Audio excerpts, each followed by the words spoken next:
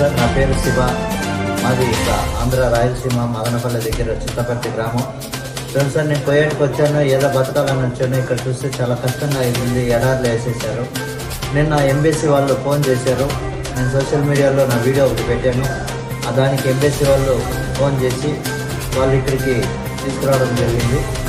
కాకపోతే కొంచెం ఇబ్బందులు అక్కడ చాలా కష్టపడ్డాను. ఇక్కడ ఆఫీస్ దగ్గరికి వచ్చాను, సార్ తీసుకొచ్చారు. కొంచెం కాకపోతే వాళ్ళు సాయం చేశారు. నేను ఇక్కడ కష్టం చేసి ఎంత బాధలు పడి అలసాట్లు పడి ఇక్కడికి చేరుకున్నాను సార్. సారాలు రావడంతో నా వల్ల ఇక్కడ చేరుకున్నాను.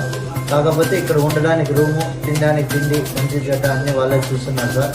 ఇక్కడి నుంచి ఇండియా పంపించేదాకా సార్ వాళ్ళదే బాధ్యత అని చెప్పారు.